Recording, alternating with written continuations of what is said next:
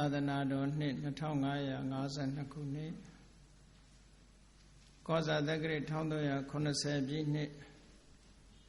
တပေါင်းလပိကျော်12ရက်ရန်ကုန်တိုင်းစမ်းချောင်းမြို့နယ်အောင်ချမ်းသာရပ်ကွက်သီရိမင်္ဂလာလမ်းကံမြင့်ကျောင်းတိုက်ဓမ္မယုံအတွင်းဝယ်ဆင်ကျင်းပပြုလုပ်အပ်သည့်ညဝိယံဓမ္မသဘင်ခန္ဓာဝယ်စမ်းချောင်းမြို့နယ်36ကျွန်းတော်လမ်းပထမတက်အေဦးကြည်အောင်တော်ပန်းသည်မွေးနေ့မင်္ဂလာလူနှင့်ဆက်၍ဆင်ဓမ္မဒါနအဖြစ်ဖြင့်ဆင်ကျင်းပပြုလုပ်အပ်သောဓမ္မဒါနအဖြစ်ဖြင့်ဟောကြားအပ်သောစိတ်ဖြစ်ပေါ်ပုံလေ့လာခြင်းအပိုင်းနှစ်တရားဒေသနာတော်ဒီကနေ့ညဓမ္မသဘင်ခန္ဓာကိုရှင်ဘုန်းတော်သခင်ရှင်တော်မြတ်ဖျား၏မဟာကရုဏာကုံအာယုံပြုကာတိကျုဖွဲ့စွာသောဝန္ဒနာပနာမအာတိတဂါထာကိုယူဆပူဇော်ခြင်းဖြင့်စတင်ကြရအောင်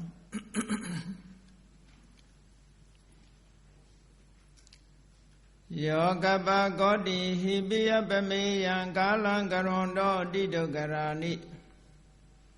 ခေရံကတောလောကဟိတယာနာထောနမောမဟာကရုဏိကတတတ္တာယောနာထောဝိနိယမြာစွာတတ္တဝါဤချမ်းသာစီးပါလိုလားတောင်းတအကုန်ပေါင်းခါသဖြင့်နာထအမြညာခြင်းရှင်တော်မြတ်ဖရာသည်ကပ္ပကောတိဟိပိဂရေကဘာအရေးအတွက်သင်္ချာတို့ဖြင့်တော်လဲအပ္ပမေယရေအတွက်တိုင်းတာဖော်ပြခြင်းငါမစွမ်းနိုင်ပါသောကာလံလေးအသင်ချေသိမ့်နေကဘာရှိကြသောကာလပတ်လုံးလောကဟိတယတတ္တလောကဤအကျိုးစီးပွားအလုံးငါအတိဒုက္ခရာနိဥ္စာသက်ချေလက်အင်္ဂါမေတ္တာကြီးမှသမိတာနှင့်တထာဇနီစွန်ခြင်းကြီးဟုကျက်တိထဘွယ်ငါးသွဲအစုအလွန်ခဲရင်တော်မူတော့ကိုကရွန်တော်ဖရာဖြစ်ရန်ရည်တန်ကြိုးကုပ်အာထုတ်တော်မူရသည်ဖြစ်၍ခေတံလက်ချေမျက်လုံးအသက်ဆုံးရဲ့နှလုံးစိတ်ဝါကိုရောဤပင်မခြင်းတို့ကတောဘဝတဏ္ဍကျိန်ဖန်များစွာရောက်တော်မူခဲ့ရရှာလေပြီမဟာကရုဏီကတတ္တဝါများရင်ဝဲသားကဲ့သို့တနာချစ်ခင်မဟာကရုဏာအရှင်ဖြစ်တော်မူသောဒသနာရသဝိရိယများစွာတတ္တဝါဤချမ်းသာစီးပွားလိုလားတောင်းတအကုန်ပေါင်းခါသဖြင့်နာထမြညာထိုးရှင်တော်မြတ်ဖျားအားနမောယုတိပြောင်းပြောမှန်ကိုလျော့၍ကရောယုကျိုးရှိခိုးခြင်းသည်အထုဘဝတုစင်စစ်မသွေဖြစ်ပါစေတည်းသာဓုသာဓုသာဓုစိတ်ဖြစ်ပုံကိုလေ့လာခြင်းအပိုင်းနှစ်မနေ့တုန်းကစိတ်ဆိုတာအဖြစ်တရားဘာကြောင့်အဖြစ်တရားခေါ်တော့ဆိုအကြောင်းတရားတွေကိုမှီပြီးတော့အကြောင်းတရားတွေစုံစည်းမှဖြစ်လာတာဖြစ်သောကြောင့်အဖြစ်တရားလို့ဒီလိုပြောတာပါဖြစ်ပြီးလို့ရှိရင်လည်းစိတ်ဟာချက်ချင်းချုပ်ပြက်ပြီးတော့သွားလေးရှိတယ်အဲ့တော့စိတ်ဟာအဖြစ်တရားဆိုတော့အကြောင်းတရားတွေကဆက်လက်ရှိနေသေးသမျှဒီစိတ်ဟာဆက်လက်ဖြစ်နေမှာပဲတန်တရားထဲမှာဆက်မပြတ်အကြောင်းတရားတွေကလည်းရှိနေသည့်အတွက်ကြောင့်စိတ်တွေကလည်းဆက်လက်ဖြစ်ပေါ်နေတယ်ကြည်အကြောင်းတရားပြတ်သွားတာနဲ့တပြိုင်နက်စိတ်ဖြစ်မှုကရပ်တန့်သွားတတ်သေးတယ်ဘဝတန်တရားမှာလေအဲ့ဒီအကြောင်းအရာတွေကိုဘုန်းကြီးတို့လမ်းပြီးတော့ကြည့်လိုက်မယ်ဆိုလို့ရှိရင်ဥပမာမဲ့အနာဂံတို့ယဟန္တာတို့ဖြစ်လာပြီးဇံလဲရတယ် စိတ်ဖြစ်စဉ်ကြီးတစ်ခုကိုခိတ္တခဏရနာတဲ့အနေနဲ့និရောဓသမဘာဝင်စားလိုက်မယ်ဆိုရင်9ရက်ဝင်စားထားရင်9ရက်စိတ်ဖြစ်မှုဟာရပ်တန့်သွားတယ်။ဘာကြောင့်ရပ်တန့်သွားတော့ဆိုအကြောင်းတရားတွေမရှိတော့လို့ရပ်တန့်သွားတာ။သို့တော့အစင်ထာဝရရပ်တန့်တာမဟုတ်ဘူးခိတ္တခဏဘာဝနာစွမ်းအားနဲ့ရပ်တန့်ပြတယ်လို့ဒီလိုပြောတာ။မှန်ပါပါဗျာ။ဘဝတစ်ခုအနေနဲ့လည်းပဲရပ်တန့်ထားတာရှိတယ်။ဘယ်ဘဝမျိုးတုန်းဆိုအလုံးသိကြတဲ့အတိုင်းအတင်ညတတ္တစိတ်မဲ့တတ္တဝါတင်ညာမဲ့တတ္တဝါတင်ညာကိုခေါင်းစည်းတက်ပြီးတော့ပြောတာတင်ညာမှမရှိရင်စိတ်လည်းမရှိဘူးဝေဒနာလည်းမရှိဘူးဖတ်တာလည်းမရှိဘူးဘာမှမရှိဘူးလို့ဆိုလို့တယ်နော်မှန်လားပါဗျာအဲ့တော့တင်ညာမဲ့တတ္တဝါသို့မဟုတ်အတိမဲ့တတ္တဝါအဲ့ဒီတတ္တဝါဖြစ်နေတဲ့အချိန်ဆိုလဲစိတ်အစဉ်ဟာခိတ္တခဏရပ်တန့်သွားတယ်လို့ဒီလိုပြောဘာကြောင့်ရပ်တန့်သွားတော့ဆိုရင်အကြောင်းတွေကိုရပ်လိုက်လို့အကျိုးပြတ်သွားတဲ့သဘောအဲ့တော့တန်တရားထဲမှာအကြောင်းတွေကဆက်လက်ဖြစ်နေသေးတဲ့ကာလပတ်လုံးစိတ်ဟာဘယ်တော့မှရပ်တန့်သွားမှာမဟုတ်ဘူးဖြစ်နေမှာပဲလို့ဒါကြောင့်မို့လို့စိတ်အစဉ်မှာဖြစ်နေတဲ့ထိုစိတ်အစဉ်မှာပါဝင်သွားတဲ့ကံတရားတွေဟာဘဝတန်တရားမှာလူတွေဟာကံကြမ္မာဘေးပြေးလို့မလွတ်ဆိုတဲ့အတိုင်းလူတွေရဲ့စိတ်အစဉ်ထဲမှာကံဟာစုမိဆောင်းမိဖြစ်သွားပြီးတော့ထိုကံရဲ့အကျိုးကိုခံစားကြရတယ်ဆိုလူတယောက်ရဲ့စိတ်ဖြစ်စဉ်လိုင်းထဲမှာကံကဝင်သွားတာနော်မှန်ပါပါဗျာအဲ့ဒါကြောင့်မလို့တခြားပုဂ္ဂိုလ်ကိုလွဲမှားပြီးအကျိုးပေးစရာမရှိဘူးကိုလို့ရင်ကိုယ်တဏ္ဍာမှာပဲကိုယ်ထဲမှာပဲဖြစ်တယ်အဲ့တော့မနေ့ကစိတ်ဖြစ်ပုံလေ့လာခြင်းဆိုတဲ့နေရာမှာအလုံးမှတ်မိကြပါလိမ့်မယ်မိယာဝတ္ထုနဲ့အာယုံစုံစည်းမိသွားတဲ့အခါမှာစိတ်ဖြစ်တယ်ဘယ်အချိန်ဘယ်လိုကြောင့်စုံစည်းကြသလဲလို့ဆိုလို့ရှိရင်ဘာနဲ့ဘယ်လိုကြောင့်စုံစည်းသွားတော့ဆိုရင်ဘယ်ကနေစုံစည်းသွားတော့ဆိုရင်သူတို့နှစ်ခုရဲ့စုံစည်းရာတွဲဆုံရာတကားပေါက်ကလေးတွေရှိနေတယ်ပေါ့မှန်ပါပါစိတ်နဲ့အာယုံတို့စုံစည်းဖို့ရာအတွက်တကားပေါက်ကလေးတွေရှိနေတယ်အဲ့ဒါကြောင့်မလို့စာပေကျမ်းဂန်အနေနဲ့ပြောမယ်ဆိုရင်ဝတ္ထုအာယုံဓဝါရတို့ပေါင်းစုံမိခြင်းကြောင့်စိတ်ဖြစ်တယ်လို့စိတ်ဖြစ်ပုံကိုဒီလိုပြောတာမှန်ပါပါအဲ့တော့ဒီကနေ့အသေးစိတ်ပြောရအောင်အဲ့ဒီအာယုံနဲ့စိတ်နဲ့ဆုံမှုအတွက်ခုခေတ်လို့ဆိုလို့ရှိရင်ဆက်သွယ်ရေးလမ်းကြောင်းပေါ့သို့တော်လည်းဗုဒ္ဓမြတ်စွာရဲ့အဘိဓမ္မာတရားတော်ရဆိုရင်ဓဝါရတကားလို့သုံးထားတကားကလည်းဒီကနေ့အတွင်းလူနဲ့အပြင်လူဆက်ဆံနေဆိုရင်တကားပဲသုံးရသေးတာပဲခိတ်တကားပဲသုံးတာပဲဟုတ်ကလားမှန်ပါပါဗျာ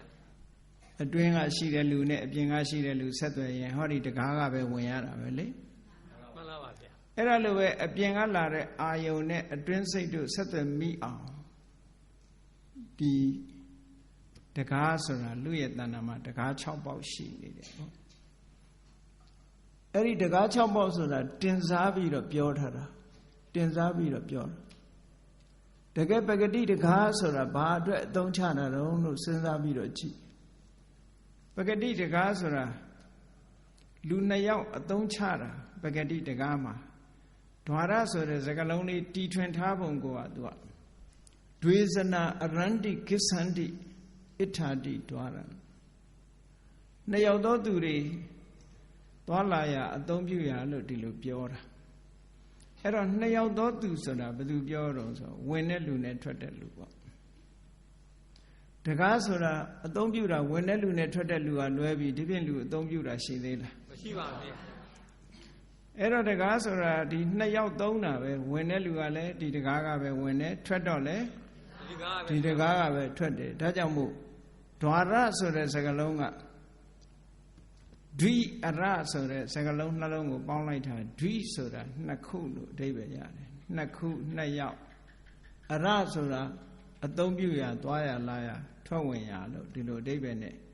ဓဝါရဆိုတဲ့စကားလုံးလေးကိုသုံးလိုက်တာနောက်တနည်းအားဖြင့်ဓဝါရဆိုတာပိတ်ဖို့ဖွင့်ဖို့အဓိကကတော့ပိတ်ဖို့ကအဓိကပါလေဖွင့်ထားတာသဘာဝသူကသူဖွင့်ထားပြီးသားတကားကတကယ်ကတော့ပိတ်ဖို့တတ်ကြတာပဲဟုတ်တယ်မို့လားမှန်ပါပါဗျာဖွင့်ဖို့တတ်တာမဟုတ်ဘူးဖွင့်ဆိုတာအလိုတည်းကပွင့်ပြီးသားပဲမဟုတ်လားမှန် အဲ့ဒီပွင့်နေတဲ့ဟာကိုတကားတက်လိုက်လို့ရှိရင်ပိတ်လို့ရသွားတယ်အဓိကကဒါကြောင့်မို့လို့ဒွါရတံဝရဏေလို့ပါဠိကျမ်းဂန်များမှာဆိုထားတယ်ဒွါရဆိုတဲ့စကားလုံးဟာတဲ့ပိတ်ဆို့ခြင်းဆိုတဲ့အနက်ကိုဟောတယ်အဲ့တော့တကားဆိုတာပိတ်ဖို့ဆိုတော့အပြင်နဲ့အတွင်းဆက်သွယ်လို့မရအောင်ပိတ်လို့ရတဲ့အရာမျိုးကိုတကားလို့ဒီလိုခေါ်ပြန်တာပေါ့ကောင်းပြီအဲ့ဒီတကားဆိုတဲ့ဟာတင်စားပြီးတော့သုံးထားတာတကားဆိုတာမနေ့တော့ကပြောတယ်အာယုံရဲ့ဝင်ရာထွက်ရာအာယုံရဲ့ဝင်လာရာဝင်ပေါက်ကြီးလို့အာယုံကနေပြီးတော့ဝင်လာတဲ့အခါကျတော့မှခုနတော့ကစိတ်နဲ့စိတ်ဖြစ်ပေါ်လာမှုဆိုတာဖြစ်ပေါ်လာတာကိုသို့တော်လည်းပဲတစ်ဖက်ကကြည့်မယ်ဆိုလို့ရှိရင်အာယုံကဝင်လာတယ်လို့စိတ်ကအာယုံစီရောက်သွားလို့ရှိရင်စိတ်ကလည်းဒီတကားကပဲထွက်တယ်လို့ပြောလို့မရဘူးလားရတယ်နော်ဒါကြောင့်မို့လို့စိတ်နဲ့အာယုံတို့ရဲ့လေရီဆရာတော်ကြီးကဘယ်လိုဖွင့်ဆိုထုံးလို့ဆိုတော့အဓိပ္ပာယ်ကအာရမဏိကဆိုတာအာယုံပြုတ်တတ်တဲ့စိတ်တရားတွေအာရမဏဆိုတာစိတ်ရဲ့ပျော်မွေ့ရာအာယုံတွေအဲ့ဒီအာရမဏိကဆိုတဲ့စိတ်တရားတွေနဲ့အာရမဏဆိုတဲ့အာယုံတရားနှစ်ခုရဲ့ဝင်ရာထွက်ရာဖြစ်သောကြောင့်တကားလို့ဒွါရလို့လေဒီဆရာတော်ရဲ့သူ့ရဲ့ပရမတ္ထဓိပတိကျမ်းမှာဒီလိုဖွင့်ဆိုထားတယ်အဘိဓမ္မထဝိဘာဝဏီလို့ဆိုတဲ့ဒီကာကျော်ကျမ်းကြတော့အဲ့ဒီအဓိပ္ပာယ်မျိုးမဟုတ်ဘဲနဲ့အာဝိဇ္ဇံစသောစိတ်တို့ရဲ့ဖြစ်ရအဝဖြစ်သောကြောင့်တကားလို့ဆိုလေဒီဆရာတော်ကြီးကမကြိုက်ဘူးဒီအဓိပ္ပာယ်ကမဟုတ်ဘူးတဲ့ဘာဖြစ်လို့တုံးဆိုစိတ်ကြည့်ဖြစ်တာမဟုတ်ဘူးအာယုံကလည်းပဲဒီတကားကဝင်တာပဲတဲ့အဲ့တော့လေဒီဆရာတော်ကြီးရဲ့အဓိပ္ပာယ်ကပို့ပြီးတော့ practical ကြတယ်ပေါ့နော်လက်တွေ့နဲ့ပို့ကြတယ်ဒါကြောင့်မို့လေဒီဆရာတော်ကြီးကအဘိဓမ္မထသင်္ဃာကျမ်းကိုဖွင့်ဆိုတဲ့ကျမ်းဟာမူလက3ဉာဏ်ရှိခဲ့တယ်ပေါ့ပထမ3ဉာဏ်ရှိတယ်သင်္ညုတိက3ဉာဏ်လို့ခေါ်ကြတယ်စာပေလောကမှာအဲ့ဒီသင်္ညုတိက3ဉာဏ်ထဲမှာပထမကျမ်းကအဘိဓမ္မထသင်္ဃာဝန္ဒနာအဘိဓမ္မာကျမ်းကိုဖွင့်ဆိုတဲ့တီကာဟောင်းထို့နောက်အကျဉ်းအဖြစ်ဖွင့်ဆိုတဲ့သင်္ခေပတီကာအဲ့ဒီသင်္ခေပတီကာဆိုတာဗမာပြည်ကသဗ္ဗတလို့ခေါ်တဲ့တတ္တမဇောတိပါဠမထေရပကံခေတ်ကရေးခဲ့တဲ့ကျမ်းတစ်ခုအဲ့ဒီနောက်မှာနာမည်ထင်ရှားကျော်ကြားတဲ့ဒီကနေ့ခေတ်စာသင်လောကမှာစာသင်သားတွေလောကဘုန်းကြီးပညာရေးပရိယတ္တိပညာရေးမှာဒီကနေ့အထိနာမည်ကြီးပြီးသုံးနေတဲ့ကျမ်းကတော့အဘိဓမ္မထဝိဘာဝတိကျမ်းလို့ခေါ်တယ်အဲ့ဒါကိုနာမည်ကျော်ကြားသည့်အတွက်ကြောင့်ပင်ရခေတ်ကစပြီးရှင်ရိယဝန္တာကိုအကြောင်းပြုပြီးတော့စကိုင်းတောင်မှာရင်ကုန်ဆရာတော်ကြီးစီစာလားတင်တဲ့ရှင်ရိယဝန္တာကတီကာကျော်ကျမ်းရဲ့အဖွင့်ကြီးကိုအဲ့ဒီဗိဓမ္မထသင်္ဃာဝိဘာဝတိကျမ်းရဲ့အဖွင့်ကိုမဏိတာရမင်းစုသာဆိုတဲ့နာမည်နဲ့ရေးတယ်အဲ့ဒီကနေစပြီးတော့တီကာကျော်ဆိုတဲ့နာမည်ထွက်လာတယ်တီကာကျော်ဒီကနေ့ထိအောင်တီကာကျော်လို့စာသင်သားလောကမှာအသိများတယ်အဲ့ဒီတီကာကျော်ကျမ်းရဲ့ဖွင့်ဆိုချက်တွေကိုတကယ်စာတတ်တဲ့ဗမာပြည်ဆရာတော်ကြီးတွေကမကြိုက်ကြတဲ့အချက်တွေပါဝင်တယ်ပေါ့အဲ့ဒီထက်မဲ့တချို့ကတော့မကြိုက်တာမကြိုက်ရုံပဲပြောတယ်လေဒီဆရာတော်ကြီးကတော့ပရမတ္ထဓိပနိဆိုပြီးတော့သူကျမ်းထဲမှာမကြိုက်တဲ့အချက်ပေါင်း140ကျော်ထုတ်နှုတ်ပြီးတော့မမှန်ဘူးမကောင်းဘူးဆိုတဲ့စကားလုံးတွေကိုအသုံးပြုပြီးနသုံးတရံနသုံးတရံဒါလည်းမကောင်းဘူးဒါလည်းမကောင်းဘူးဒီအဖွင့်မကောင်းဘူးနဲ့ဆိုပြီးတော့ပယ်ဖြတ်ခဲ့တာတွေရှိခဲ့တယ်နော်သို့တော်လေဒီဆရာတော်ကြီးနဲ့သဘောမတူတဲ့ပုံကိုယ်တွေလည်းရှိတယ်ဗမာပြည်မှာ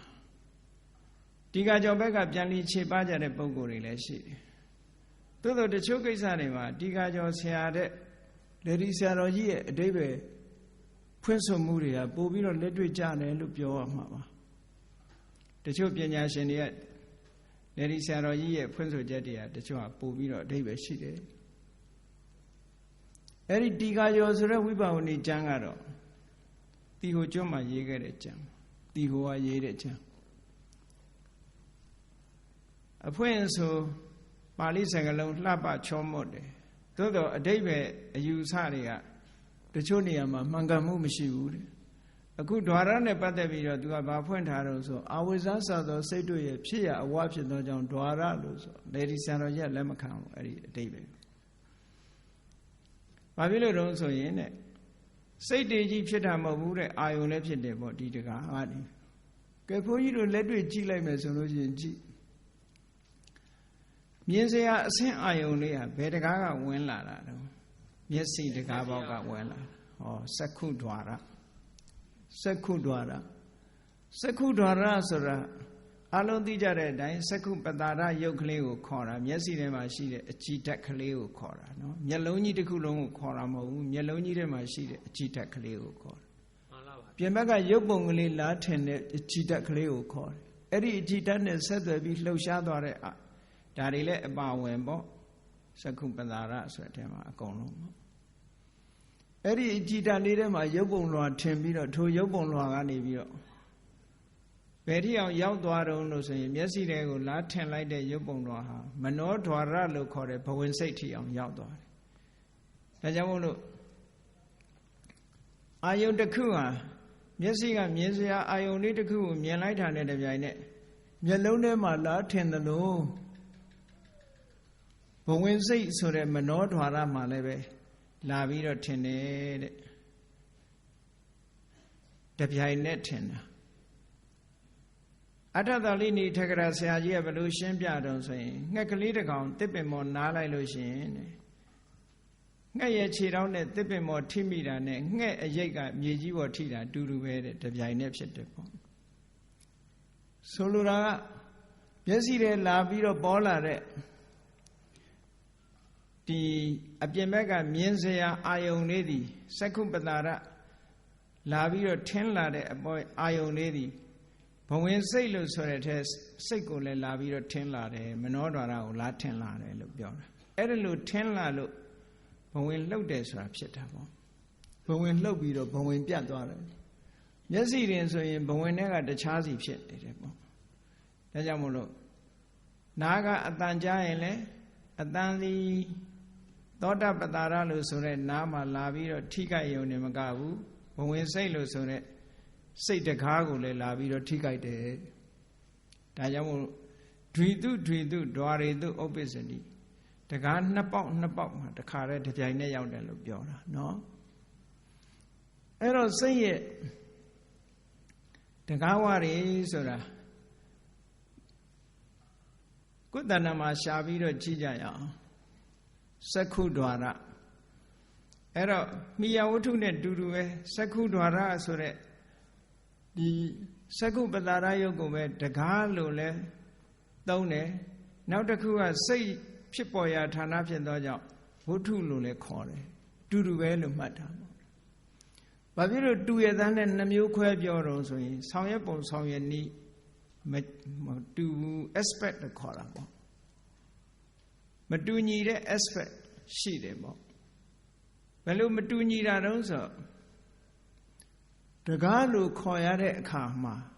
ဘာကိုရည်ညွှန်းပြီးတော့ခေါ်တာတုံးဆိုအာယုံရဲ့ဝင်ရောက်ရာဆိုတဲ့အနေနဲ့ခေါ်တယ်ဝတ္ထုလို့ခေါ်တဲ့အခါကျတော့စိတ်ကလေးဖြစ်ပေါ်လာတဲ့စိတ်ကလေးရဲ့တီးရာမိရာဆိုတဲ့အနေနဲ့ခေါ်တယ်ရှုထောင်ခြင်းမတူဘူးပေါ့နော်သို့တော်လည်းတစ်ခုတည်းကိုခေါ်တယ်လို့မှတ်ထားစက္ခုဓာရဆိုတာရဲ့စက္ခုဝတ္ထုဆိုတာရဲ့တူတူပဲအရာစကားနဲ့ပြောလို့ရှိရင်စက္ခုဓာရစက္ခုဝတ္ထုဒီနှစ်ခုလုံးဟာမျက်လုံးမျက်စိအကြည်ဓာတ်ကိုခေါ်တယ်လို့ဒီလိုပဲပြောမှန်ပါပါဗျအဲ့ဒီနှစ်ခုကတူညီတယ်မတူညီတဲ့သဏ္ဍာန်ကိုကြည့်ပြီးတော့ဓာရလုံးလည်းခေါ်တယ်လူတွေတောင်မှတချို့နာမည်2မျိုး3မျိုးမှဲ့တယ်မဟုတ်လားမှန်ပါပါဗျအလောက်အကင်ကြည့်ပြီးတော့လည်းခေါ်ကြတယ်လေရုံးမှာကြတော့မန်နေဂျာအိမ်ရောက်တော့ထမင်းချက်ပေါ့ဒီလိုလဲရှိတာပဲမှန်ပါပါဗျဘာဖြစ်လို့တော့ဆိုဟိုမှာကြတော့မန်နေဂျာလောက်တာဟုတ်အိမ်ကြတော့မန်နေဂျာလောက်လို့မရဘူးထမင်းချက်အဲ့ဒါလို့အလောက်ကင်ကိုကြည့်ပြီးတော့လည်းပဲဒီလိုခွဲရတာဒါကိုပြောတာ aspect မတူဘူးပေါ့နောက်ဓာရတစ်ခုကပါတော့အခုဓာရတစ်ခုသိပြီစက္ခုဓာရနောက်ပြီးတော့သောတဓာရစာပေလို့ရေးရင်သောတဓာရ နာရကားပေါ့နာရကားဆိုတာအတန်ကိုဖမ်းယူနိုင်စွမ်းရှိတဲ့နားရဲကအကြည်ဓာတ်ကလေးသောတပတ္တာရယုတ်တည်တာအတန်ကြားနိုင်စွမ်းရှိတဲ့နေရာအတန်အာယုံထင်ပေါ်လာတဲ့နေရာအဲ့ဒါကိုသောတပတ္တာရလို့ခေါ်တယ်အဲ့ဒါကိုတကားလို့လည်းခေါ်တယ်စိတ်ရဖြစ်ရဖြစ်သောကြောင့်မိယဝတ္ထုလို့လည်းခေါ်တယ်တူတူပဲတာလဲနောက်တစ်ခုကဂါနဒွါရဂါနကြတော့ဂါကြီးနဲ့ရေးရဂါကြီးနဲ့နငယ်နဲ့ဂါနဆိုတာနှာခေါင်းအဲ့နှာခေါင်းဆိုတာလဲအနံ့ကိုရယူနိုင်တဲ့ဂါနပတ္တာရနှာခေါင်းအကြည်ယုတ်လေးရှိတယ်အဲ့ဒီအကြည်ယုတ်လေးကိုရည်ညွှန်းပြီးတော့ပြောတာနှာခေါင်းကြီးတစ်ခုလုံးကိုပြောတာမဟုတ်ဘူးပုံပန်းတရံကြီးတစ်ခုလုံးကိုတော့မပြောဘူးသို့တော့အရာပြောအနေနဲ့ပေါင်းပြီးတော့ပြောလို့တော့ရတယ်ပေါ့နော်နှာခေါင်း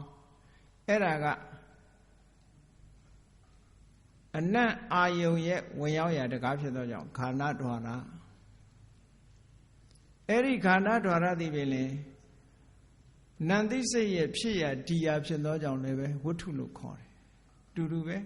ဒွါရနဲ့ဝတ္ထုဒီနေအဲ့တော့စက္ခုဒွါရစက္ခုဝတ္ထုတူတူပဲခန္ဓာဒွါရခန္ဓာဝတ္ထုသောတာဒွါရသောတာဝတ္ထုတူတူပဲလို့ဒီလိုမှတ်နောက်တစ်ခုလျှာမျက်စိတို့နားတို့နှာခေါင်းတို့ကြတော့အပေါက်ဆိုတော့လူတွေကတကားလို့ပြောရတာလွယ်တယ်ပေါ့ရှာကြတော့အပေါက်မပါတော့တခါပြောရပြန်တာခက်လာပြန်နော်လျှာမှာအပေါက်ပါတာမဟုတ်ဘူးသို့တော့ဇီဝဒွါရလျှာတကားလျှာတကားဆိုတာဘာလို့ဆိုရင်ရတ္တယုံရဲ့ဝင်ရောက်ရာဖြစ်လို့လျှာတကားလို့ခေါ်တယ်အဲ့ဒါကရှာရဲ့အလေကောင်မှာရှိပြီးတော့ချိုးချင်းကန်ဆက်အရသာကိုရယူနိုင်တဲ့အရသာရဲ့ထင်ရှားဖြစ်ပေါ်လာနိုင်တဲ့ဇီဝပတ္တာရယုတ်ကလေးကိုခေါ်တယ်လို့ဒီလိုမှအဲ့ဒီဇီဝပတ္တာရယုတ်ကလေးကိုအမိပြုပြီးတော့ဇီဝဝိညာဉ်စိတ်လည်းဖြစ်သောကြောင့်သူ့ကိုဝတ္ထုလို့ခေါ်တယ်ရတ္တယုံရဲ့ဝင်ရောက်ရာဖြစ်သောကြောင့်လည်းပဲဇီဝဒါရလို့ခေါ်တယ်ဟောဒီနှစ်ခုနဲ့တူတူပဲပေါ့တူတူပဲနောက်တစ်ခုကကာယဒွါရကာယဒွါရလို့ဆိုတာကာယပတ္တာရကိုယ်အကြည်ယုတ်ကိုယ်အကြည်ယုတ်ကိုလည်းပဲကာယဒွါရကိုယ်တကားလို့ခေါ်တယ်ဘာဖြစ်လို့တကားလို့ခေါ်တော့ဆိုရင်ဖုတ္တပါယုံဆိုတဲ့ဖုတ္တပဆိုတာဘာကိုပြောတာတော့ဆိုပျော့မှန်းမာမှန်း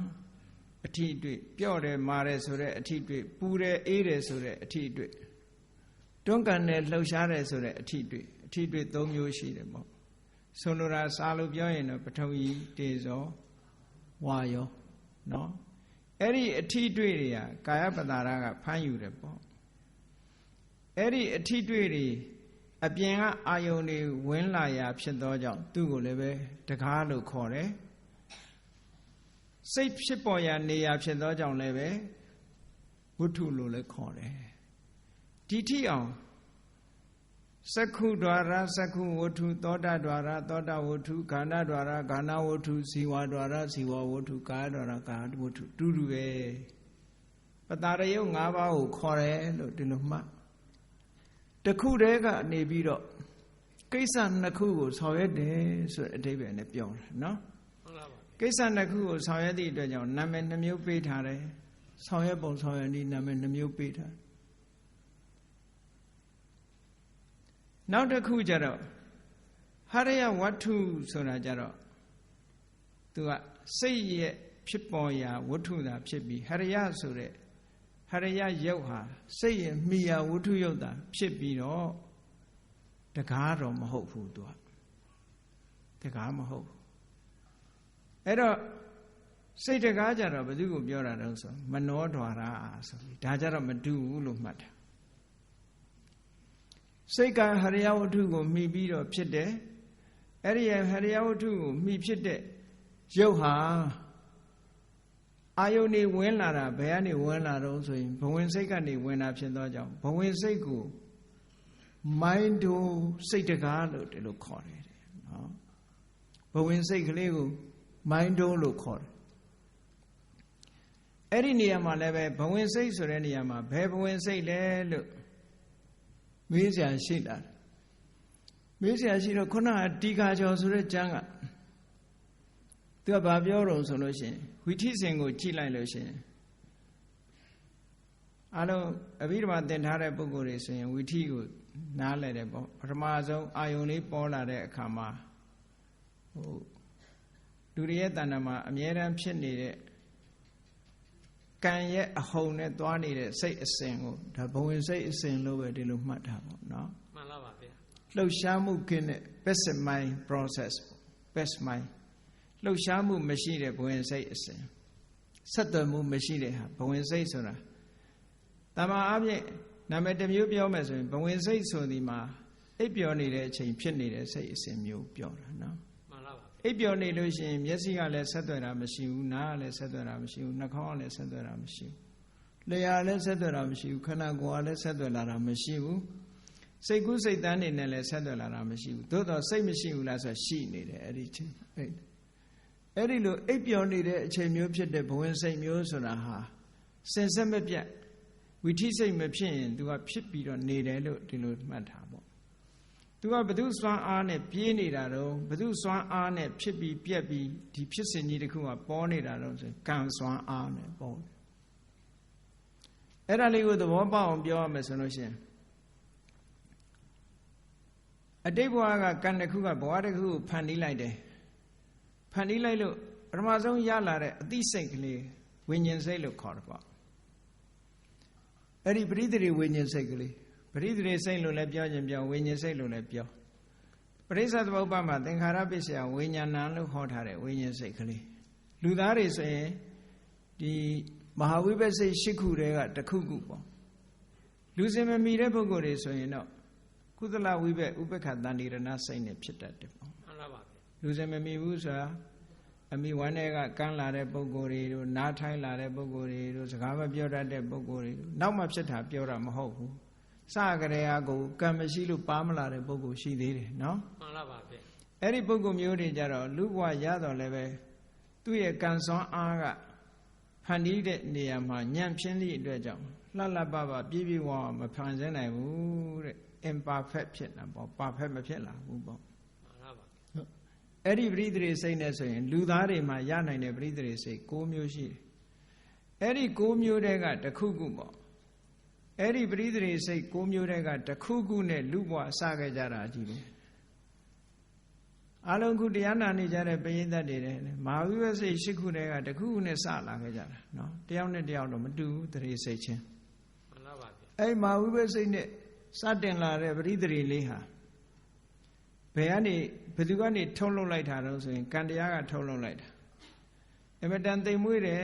အဲပရိသေစိတ်ကလေးဟာသူ့ရဲ့တက်တန်းလေးကအမတန်မှတူတောင်းတယ်ဖြစ်တည်ပြည့်ဆွဲဥပ္ပတ္တိပင်သိတ်ကိုတူတောင်းတယ်နှိုင်းရှင်လို့မရတော့အောင်တူတောင်းတယ်ပေါ့ပြောမယ်ဆိုလို့ရှိရင်တော့နားလည်အောင်နောက်တစ်ခုနဲ့ပြောမယ်ဆိုလို့ရှိရင်30စက္ကန့်လောက်ဆိုပါစို့30စက္ကန့်ဆိုတာအရှိကြီးနော်10စက္ကန့်နဲ့ပဲဂရေ3သိန်းလောက်ရှိဖြစ်နိုင်တယ်သို့သောနားလည်အောင်ပြောရမယ်ဆိုရင်ဆိုပါစို့3စက္ကန့်လို့ဆိုပါစို့သူ့ရဲ့သက်တမ်းလေးဟာ3စက္ကန့်ပဲရှိတယ်ဆိုတော့ဖြစ်တဲ့စက္ကန့်လေးရဲ့ခဏလေးတည်တန်းတဲ့စက္ကန့်လေးရဲ့ပြတ်သွားတဲ့စက္ကန့်ဒီ3ခုပဲရှိတယ်လို့ပြောတာဖြစ်တည်ပြတ်ဆိုအပိုင်းလေး3ပိုင်းပဲရှိတယ်လို့ပြောတာနော်သူပြီးသွားရင်နောက်ထပ်ကံရဲ့စွမ်းအားနဲ့ဒီစိတ်တွေကမသေးမချင်းဖြစ်လာအဲ့ဒီနောက်ဖြစ်တဲ့စိတ်တွေကိုပရိသေတွေနောက်မှဒီအလားတူစိတ်တွေထပ်ဖြစ်နေတယ်ဒီစိတ်တွေကတော့ဖြစ်ပြီးနောက်ထပ်မပေါ်လာတော့ဘူးသို့တော့အလားတူတွေနောက်ကဆက်တိုက်လာတာအဲ့ဒီအလားတူတွေလားနေတဲ့စိတ်တွေမှန်သမျှကိုဘဝင်စိတ်လို့ခေါ်လိုက်တာပဲမှန်ပါပါဗျာအဲ့တော့ပရိသေတွေစိတ်လို့ပရိသေတွေစိတ်ကိုပဲနောက်ပိုင်းမှာဘဝင်စိတ်လို့ခေါ်တယ်လို့ဒီလိုမှတ်တာနောက်ဆုံးဘဝဏီကုံချုပ်ပြီးဆိုတဲ့နေရာမှာနောက်ဆုံးအသက်စီဝင်ချုပ်သွားတဲ့နောက်ဆုံးစိတ်ကလေးကိုသုတိစိတ်လို့ခေါ်လိုက်တာ ဒါကြောင့်မို့တဘဝရဲ့အကန့်အသတ်ဟာပရိသေစိတ်ဘဝင်စိတ်သုတိစိတ်ဟာဒါတဘဝလုံးရဲ့အကန့်အသတ်ကလေးတစ်ခုလူတွေရဲ့ life span ဆိုတာအဲ့ဒီဟာပဲအဲ့ဒီလူတွေရဲ့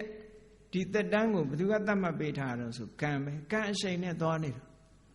ဥပမာမဲ့ပြားတစ်ချောင်းကိုပြစ်တင်လိုက်တယ်ဆိုပါစို့ပြစ်တင်လိုက်တဲ့အခါလေးနဲ့ပြစ်လိုက်တဲ့အခါမှာသူအားရှိသလောက်လေးဟာသွားပြီးတော့အားကုန်သွားတာနဲ့ကျသွားတာလေခဲတစ်လုံးကိုအပေါ်ပြစ်လိုက်လို့ရှိရင်ပြစ်အားရှိသလောက်ခဲဟာမြောက်တက်သွားမှာပြီးရင်ပြန်ကျတယ်အဲ့ဒါလိုပဲဒီစိတ်တွေကကံကထုတ်လွှတ်လိုက်တာတချို့ပုဂ္ဂိုလ်တွေရဲ့တဏ္ဍာမှာနှစ်ပေါင်း80လောက်ကြာမယ်တချို့ပုဂ္ဂိုလ်မှာ60လောက်ပဲကြာမယ်တချို့ပုဂ္ဂိုလ်ကျတော့50လောက်ပဲကြာမယ်ဟောကံအရှိန်ချင်းမတူထောက်ပံ့ပေးတာချင်းမတူသည့်အတွက်ကြောင့်ဒီပရိသေစိတ်ဘဝင်စိတ်ဒီဘဝင်စိတ်လေးရဲ့ဘဝတစ်ခုကိုဖြစ်ပေါ်ပြီးတော့နေတဲ့အချိန်ပိုင်းဟာတယောက်နဲ့တယောက်မတူညီဘူးပေါ့ကံစွမ်းအားနဲ့သွားနေတာအဲ့ဒီကံစွမ်းအားကုန်သွားပြီဆိုရင်နောက်ဆုံးဖြစ်တာကိုသုတိစိတ်ကဲကောင်းပြီအဲ့ဒီဘဝင်စိတ်လေးဆိုတာ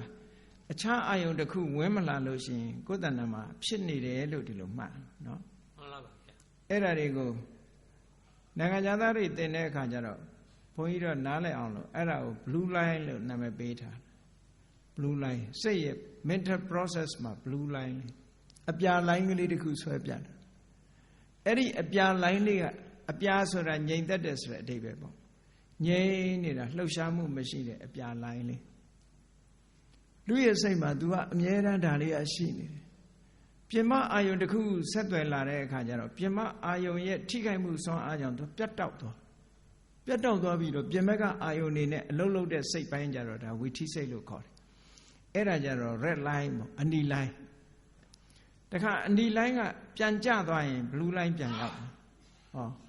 အဲ့တော့ပြန်ပြီးတော့သရုပ်ဖော်ကြည့်လိုက်မယ်ဆိုလို့ရှိရင်အနီလိုင်းပေါ်လာလိုက်အပြာလိုင်းပေါ်လာလိုက်အနီလိုင်းပေါ်လာလိုက်အပြာလိုင်းပေါ်လာလိုက်လူတစ်ဘဝသက်တမ်းကိုပုံဆွဲပြီးတော့ကြည့်မယ်ဆိုလို့ရှိရင်နော်ပုံထုတ်ပြီးတော့ကြည့်မယ်ဆိုလို့ရှိရင်နှလုံးခုန်လုံးကိုရိုက်ပြတဲ့ ECG တို့စက်မျိုးတွေနဲ့လောက်ထားတာမျိုးလို့ပေါ့လူရည်ဒီသွားလာလှုပ်ရှားနေမှုကအဲ့တိုင်းပဲဖြစ်နေမှာပဲအဲ့တော့ဝိထိစိတ်တွေပေါ်လာတယ်ဆိုလို့ရှိရင်ဒါအနီလိုင်းပေါ့ဘဝင်စိတ်တွေကြီးဆိုရင်အပြာလိုင်းပဲဘဝင်ကြတယ်ဆိုအဲ့အပြာလိုင်းနဲ့ပြန်ရောက်သွားတာကိုပြောတာနော်ပြီးရင်အနီလိုင်းပြန်တက်လာလိုက်အပြာလိုင်းနဲ့ကျသွားလိုက် ECG ရိုက်ထားတာလေးတွေတွေ့ဘူးကြပါလိမ့်မယ်အပေါ်တက်လိုက်အောက်ကျလိုက်အပေါ်တက်လိုက်အောက်ကျလိုက်အတွန့်ကလေးတွေလေဆရာဝန်တွေမှဖတ်တတ်တာပဲဒါအဲ့တော့စိတ်ကိုပုံစံထုတ်ကြည့်ရမယ်ဆိုရင်အဲ့ဒီပုံစံမျိုးတွေ့မှာပေါ့အဲ့တော့အခုကစိတ်ဆိုတာမြင်ရတဲ့အရာပုံပန်းတဏ္ဍာမရှိတာဖြစ်သည့်အတွက်ကြောင့်ဥပမာနဲ့ပြောရတာပေါ့ကဲကောင်းပြီအဲ့ဒီမှာခုနကပြောမလို့အာယုန်တစ်ခုကဝင်လာပြီလို့ဆိုလိုက်တာနဲ့တပြိုင်နက်သူကဝင်လာလိုက်တာနဲ့တပြိုင်နက်မနောဓာရလို့ဆိုတယ်မိုင်းတိုဆိုတာဘယ်သူခေါ်တာတုံးဆိုအဲ့ဒီဘဝင်စိတ်ကိုခေါ်တာပဲအဲ့ဒီဘဝင်စိတ်အခြေခံမရှိဘဲနဲ့တခြားစိတ်တွေဖြစ်လာဖို့ရမရှိနိုင်ဘူးဘာလို့ဆိုတော့ source မရှိဘဲနဲ့ဘာမှဖြစ်မလာဘူးလေဆိုပါစို့ရိုးစိတ်လေးတစ်ခုထဲမှာအပင်ပေါက်နိုင်တဲ့စွမ်းရည်တတ္တိလေးဟာအစီတစ်ခုလုံးထဲမှာရှိသလားသို့မဟုတ်သူ့ရဲ့ခေါင်းပိုင်းလေးလို့ခေါ်ရမယ်အပိုင်းလေးမှာပဲရှိသလားပဲစီလေးတွေကြည့်ပေါ့ပဲစီနောက်ပိုင်းရှေ့ပိုင်းရှိတယ်မဟုတ်လားမှန်လားပါဗျာတရက်စီကိုလည်းကြည့်လိုက်ရင်နောက်ပိုင်းရှေ့ပိုင်းရှိတယ်မဟုတ်လားမှန်လားပါဗျာအညှောက်ထွက်တာတို့အမြင့်ဆင်းတာတို့ကဘယ်ကဆင်းတာလဲရှေ့ပိုင်းမှာရှိတယ်နော်အဲ့ဒီရှေ့ပိုင်းလေးကိုဖြတ်ပြလိုက်လို့ရှိရင်ဒီတရက်စီကပေါက်နိုင်အောင်မလားမပေါက်နိုင်ပါဗျာအေးအဲ့ဒါမျိုးလိုပဲဒီကံတရားမှာလည်းပဲဒီပါသူက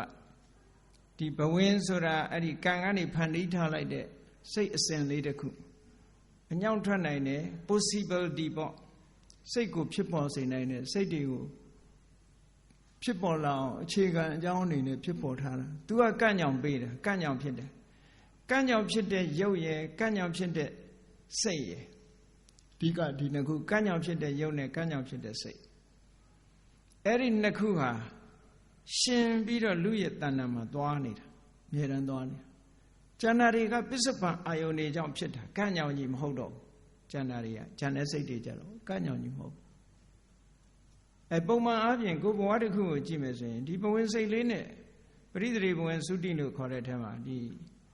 မွေးဖွားပြီးတဲ့နောက်မသိခင်ကြားမှာသွားနေတဲ့ဘဝင်စိတ်တွေဟာကံရဲ့အရှိန်အဟုန်နဲ့သွားနေတာအဲ့ဒီစိတ်တွေသွားနေတယ်လို့ပဲကံ့ကြောင့်ဖြစ်တဲ့ယုတ်တွေကလည်းဖြစ်ပျက်အစဉ်နဲ့သွားနေတယ်ဆိုပါစို့စက္ခုပတာရယုတ်ဆိုတာစပေါ်လာတဲ့အချိန်ကနေစပြီးတော့ကံကနေပြီးတော့သူက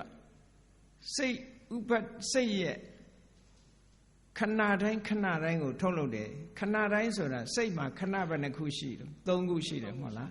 စိတ်တစ်ခုမှာခဏ၃ခုရှိတယ်ဥပတ်ရှိတယ်ထီရှိတယ်ဘင်ရှိတယ်ဖြစ်တီးပြက်၃ခုရှိတယ်အဲ့ဒီ၃ခုထဲမှာပဲယုတ်ကဖြစ်ဆိုတဲ့ခဏမှာလည်းပဲကံတရားကအသစ်ထုတ်တယ်ဒီဆိုတဲ့အချိန်ပိုင်းလေးမှာလည်းပဲအသစ်ထုတ်တယ်ဆိုလိုတာကတော့ဒလဇတ်အသစ်ထုတ်နေတယ်လို့ပြောတာအမြဲတမ်းမှန်ပါပါစက္ခုပတာရယုတ်လေးကစမွေးဖွားပြီးတဲ့အချိန်ကစပြီးတော့ကံကအသစ်တွေဆက်ထုတ်တာအမြဲတမ်းထုတ်တာအမြဲတမ်းထုတ်နေတယ်လို့ပြောတာမထုတ်တော့ဘူးရပ်သွားပြီဆိုရင်ဒါပျက်စီးဖို့ပဲရှိတာဒါခုခေတ်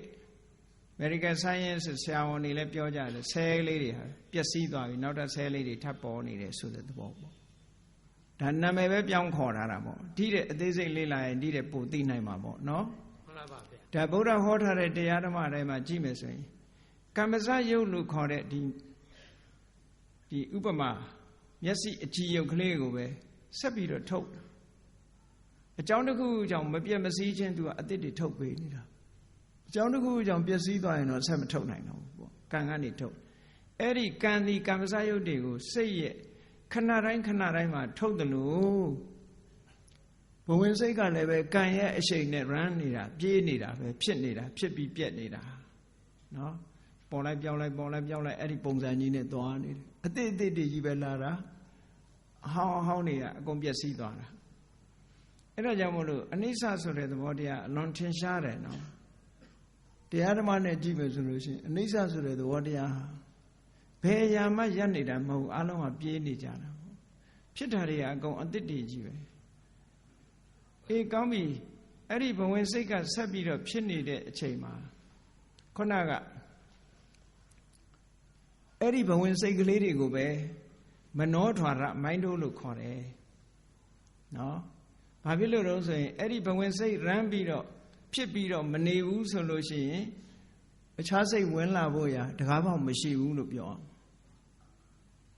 ဘဝင်စိတ်မှမရှိရင်တကားမရှိတော့ဘူးပေါ့မှန်ပါပါဗျာဒါကြောင့်မို့ကြည့်နော်မျက်စိကအဆင်းအာယုံကိုအဆင်းအာယုံကမျက်စိနဲ့လာထိတဲ့အခါမှာစက္ခုပတာရမှာလာထိသလိုမနောဒွါရမှာလည်းလာဆက်သွယ်သွားတယ်အဲ့ကြတော့မှစက္ခုဝိညာဉ်စိတ်ပေါ်တယ်မျက်စိလာထိုံလေးနဲ့မပေါ်ဘူးနှစ်နေရာဒါကြောင့်မို့အထတာလေးနေရာဒွိတုဒွိတုဓွာရီတုတကားနှစ်ခုစက္ခုဓွာရမနောဓွာရသောတဓွာရမနောဓွာရခာနဓွာရမနောဓွာရဇီဝဓွာရမနောဓွာရကာယဓွာရမနောဓွာရအဲ့လိုနှစ်ခုတစ်ပြိုင်နဲ့တစ်ပြိုင်နဲ့ထိ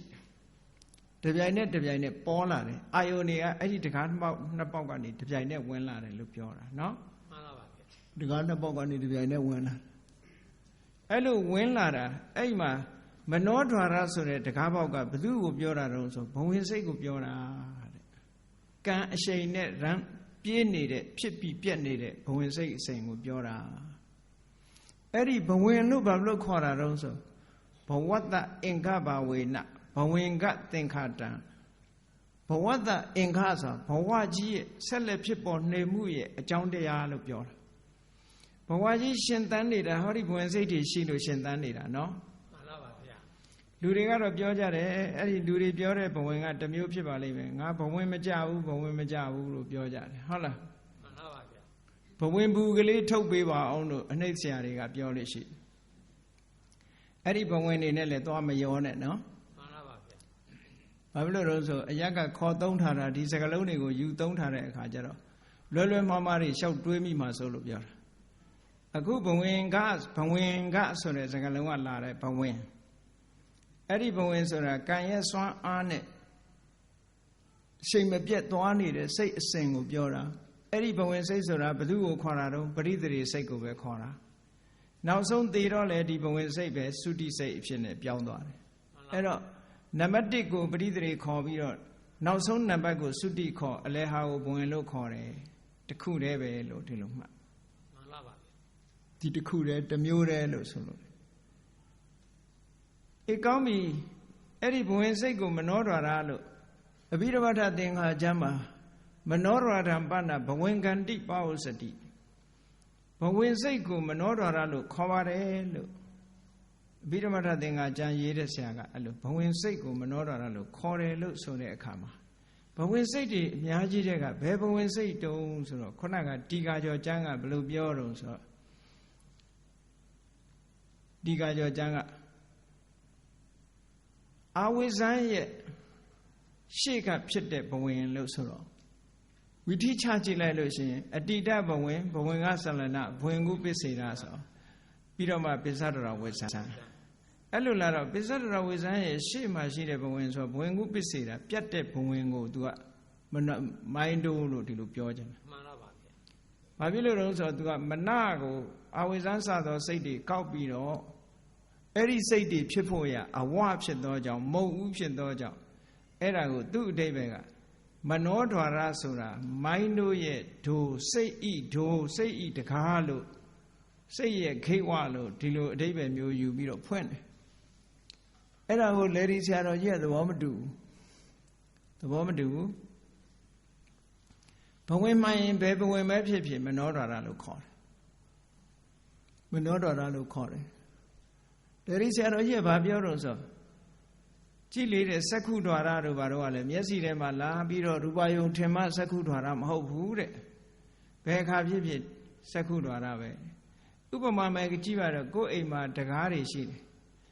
အဲ့ဒီတကားကဘယ်တော့မှမဖွင့်ဘူးတောက်ခတ်ပြီးတော့ပိတ်ထားတယ်သို့မဟုတ်မင်းတို့အသေးထိုးထားတယ်သူ့ကိုတကားဆိုတဲ့နာမည်ရှိလားမရှိလားစဉ်းစားကြည့်ပေါ့ပိတ်ထားလဲသူ့တကားပဲခေါ်တာပဲမဟုတ်လားမှန်လားပါဗျာတကားဟာတကားပဲလေဖွင့်မှတကားမဟုတ်ဘူးသူကခုနကလက်တွေ့ကျင့်သုံးကျင်တော့စိတ်ရဲ့တကားလို့ဆိုတော့အာဝိဇ္ဇံစသောစိတ်တည်းရဲ့တကားဆိုအနည်းဆုံးဘဝင်တစ်ခုပဲသူကသွားပြီးတော့ယူတယ်တီဃာကျော်ကျမ်းအဲ့ဒါကိုလေဒီဆရာတော်ကသဘောမတူဘူးမဟုတ်ဘူးအားလုံးဟာဘဝင်ပဲအားလုံးဘဝင်စိတ်မှန်တယ်များမိုင်းတို့ပဲလို့တော်ဆိုတယ်အဲ့တော့ကောင်းပြီစက္ခုဒွါရသောတဒွါရကာဏဒွါရဇီဝဒွါရကာယဒွါရ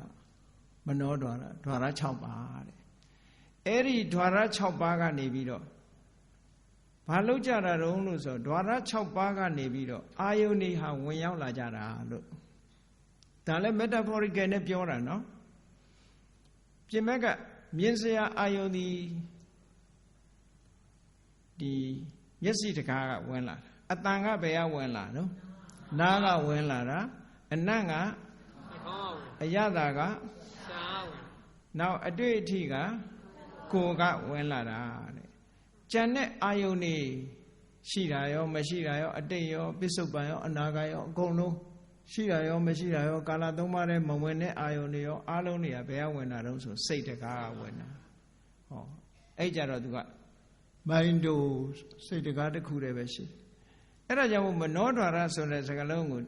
လေဒီဆရာတော်ကြီးကတော့ဘဝင်စိတ်တည်တာလင်တကားလို့ဒီလိုအဓိပ္ပာယ်ပြန်တယ်မနောဧဝဒွါရံမနောဒွါရံဘဝင်စိတ်ကိုပဲတကားလို့ခေါ်တာပါတဲ့